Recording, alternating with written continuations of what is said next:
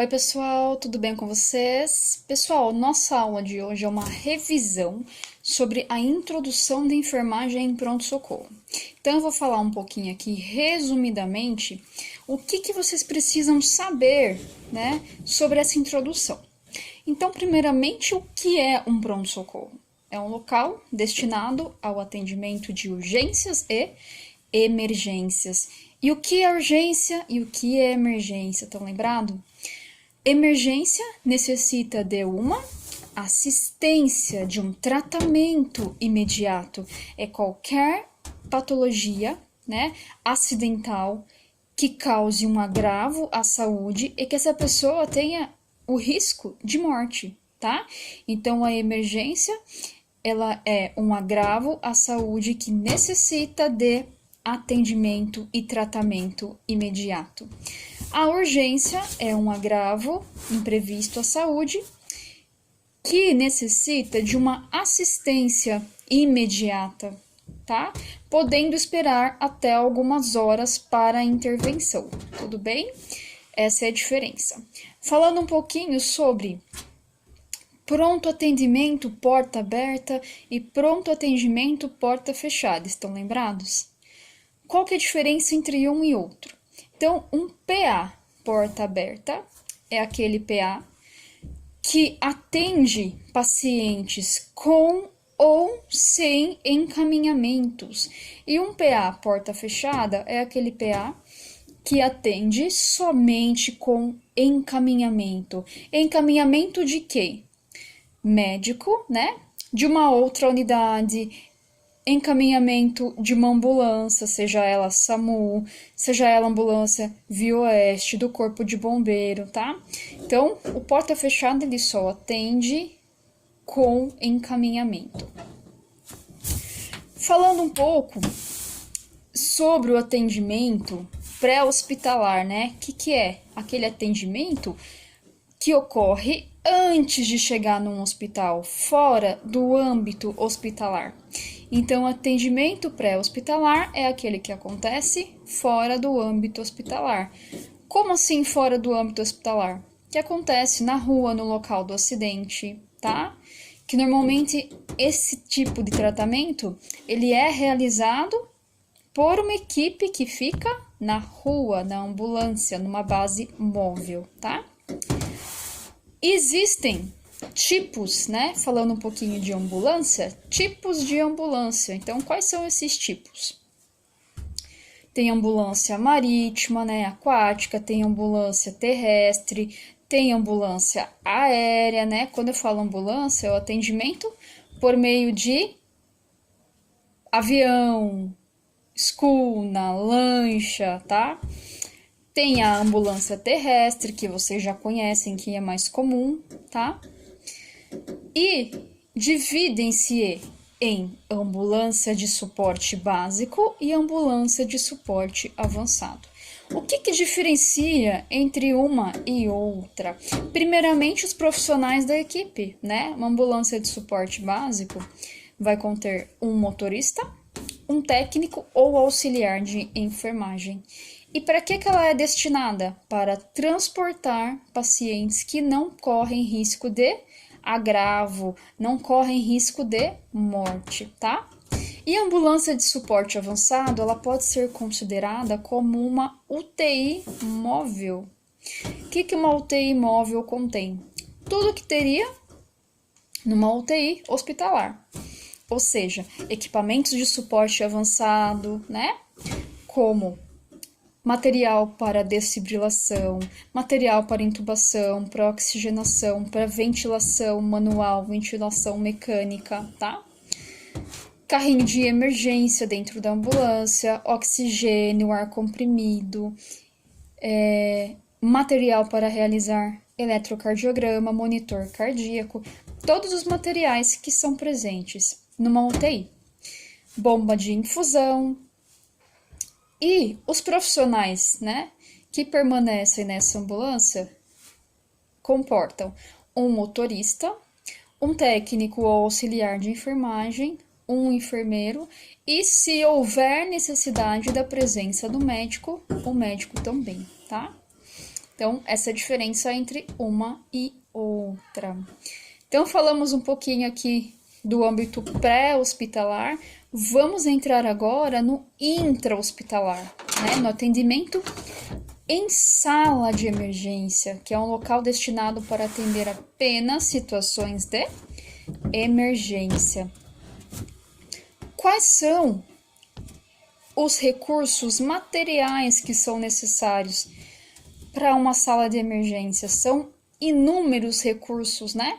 Então, materiais para ventilação, para intubação, carrinho de emergência, materiais para imobilização, todos os tipos de catéteres, sonda, material para sutura, oxigênio, estrutura, né, com tomadas, bomba de infusão, desfibrilador, máscaras respiratórias, medicações, entre outros tantos recursos materiais. Uma maca, né, monitor cardíaco, precisa de braçadeira, oxímetro, eletrodos e uma quantidade, né, muito além do que podemos citar aqui de materiais.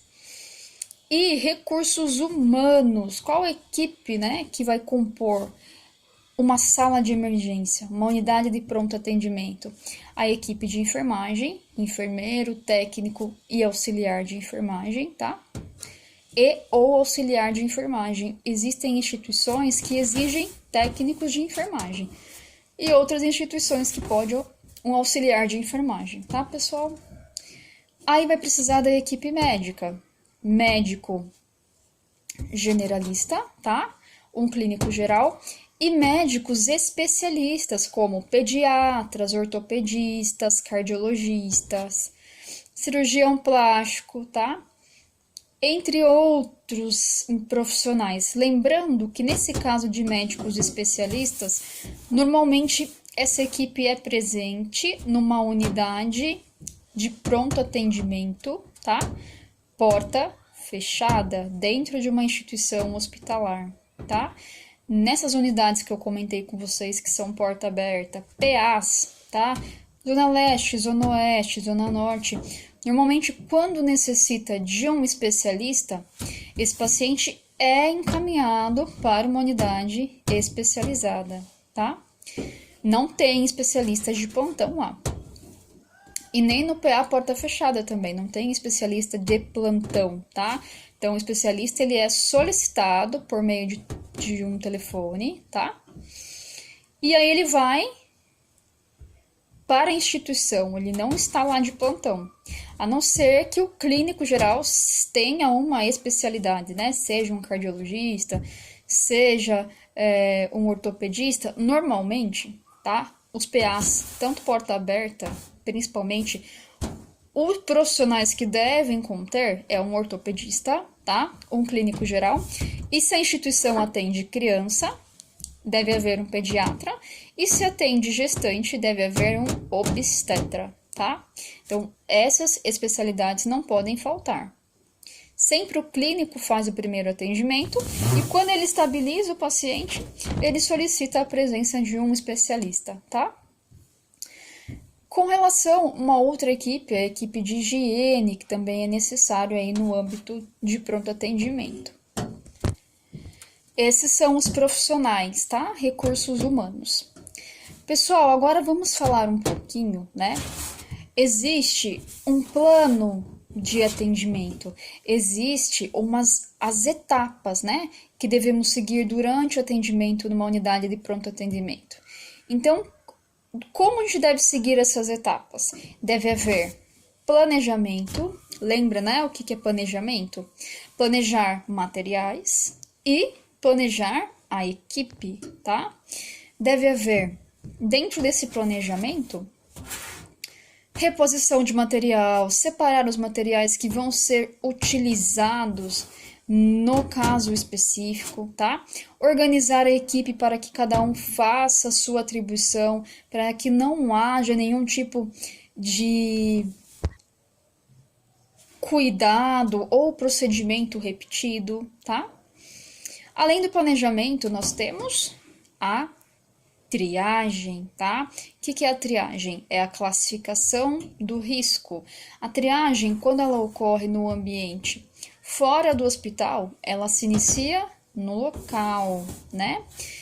E quando ela é realizada dentro do hospital, ela se inicia dentro do hospital, tá? Vai classificar o tipo de risco para ver se esse paciente se enquadra no risco de emergência, ou urgência, ou pouco urgente ou não urgente. De acordo com a classificação, será a organização do atendimento, tá? Lembrando que o não urgente, ele pode esperar até 6 horas para ser atendido. Pouco urgente até 4 horas, urgente até 2 horas e emergência atendimento imediato, tá?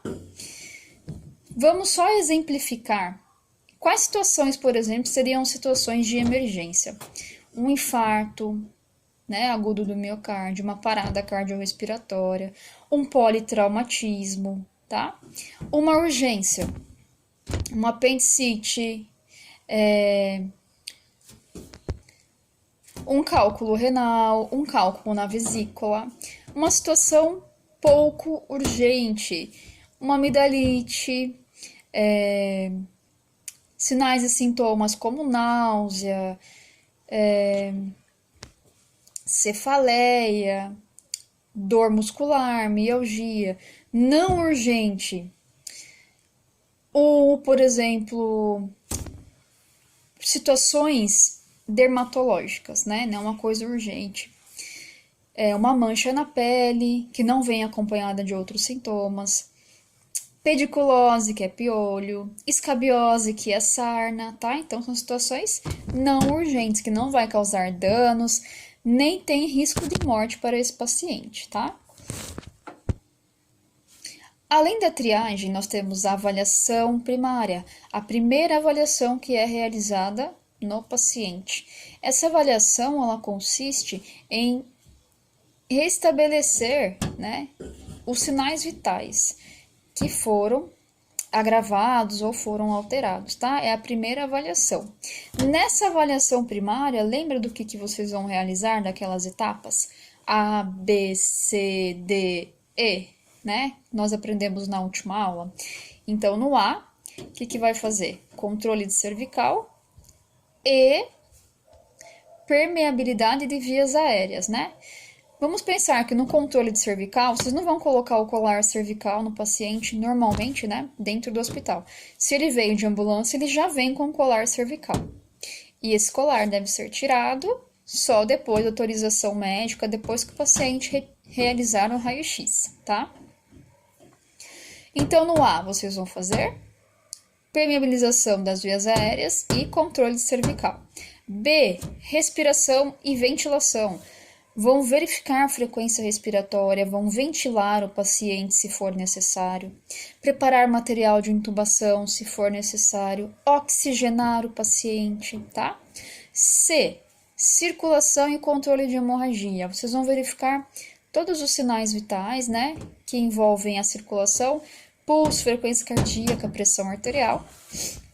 Vão verificar se tem alguma hemorragia e vão conter essa hemorragia. Como vocês vão conter? Isso vocês vão aprender nas próximas aulas com mais detalhe, tá? No D, um exame rápido neurológico. Lembra do exame? AVDN ou AVDI. A de alerta. V de estímulo verbal. D de estímulo doloroso. N de nenhuma resposta. Então, no A, vocês vão verificar se esse paciente está alerta. Vocês vão chamá-lo. Ah, seu João, seu João. Se esse paciente não estiver alerta, vai. O que vocês vão fazer? Estímulo verbal, né? Que vocês já acabaram fazendo junto, eu acabei falando junto. Então, vamos recapitular. Se o paciente estiver alerta, ele vai estar com o olho aberto, né? Atento, observando, comunicando com as pessoas, tá? Então, vocês já sabem que ele está alerta. Se ele não estiver alerta, estiver de olho fechado, vocês vão chamar. Seu João, aí ele vai responder ao estímulo verbal. Se ele não estiver alerta, não responder ao estímulo verbal, existem os estímulos dolorosos, né? Que eu comentei com vocês. E ele pode responder a um estímulo doloroso. Ou, se ele não responder a nenhum dos estímulos e não estiver alerta, nenhuma resposta, tá? E por último, né, na avaliação primária, vocês vão realizar o E, que é a exposição do paciente e controle de hipotermia. Vocês vão expor o paciente com cuidado para garantir a privacidade desse paciente, né? Para que serve essa exposição? Para monitorizar esse paciente, investigar se há alguma lesão aparente, tá? E ao mesmo tempo vocês vão controlar a hipotermia, se for necessário utilizar cobertor aquecido, tá? Soro aquecido se tiver prescrição médica. Então, na avaliação primária, vocês vão realizar o A, B, C, D, E. Na reavaliação, vai reavaliar novamente se tem algum tipo de alteração no paciente. Na avaliação secundária, ocorre o reestabelecimento dos sinais vitais, tá? Então, se teve alguma alteração, vocês vão reestabelecer, ver se está tudo normalizado. E por último, é o tratamento definitivo, né? O médico vai definir qual o destino desse paciente, para onde ele vai, né? Para onde ele pode ir? Para uma UTI, para uma unidade de internação. Pode ir para casa com alta, pode ir para outro setor dentro do hospital, tá? Então, vai depender do tipo de tratamento definitivo que o médico definir, tá? Tranquilo? Estão entendendo até aqui? Então, podem perceber que uma coisa acaba puxando a outra, né? Com relação ao atendimento pré-hospitalar, o que vocês vão precisar saber? Que existe uma equipe, né, na base móvel. Essa equipe, ela consiste em telefonistas que vão receber chamados, né? Vão verificar as possibilidades de trote, vão averiguar as informações, anotar, fazer o primeiro atendimento, coletar as informações. Existe um médico regulador que vai definir o tratamento, o destino, vai supervisionar a equipe, orientar a equipe sobre o tipo de tratamento, tá? E existe a equipe que fica na base móvel, que vai estar presente na ambulância durante o transporte desse paciente, tá? A equipe vai consistir sempre de um motorista, tá? Profissionais da enfermagem e o médico, se for necessário,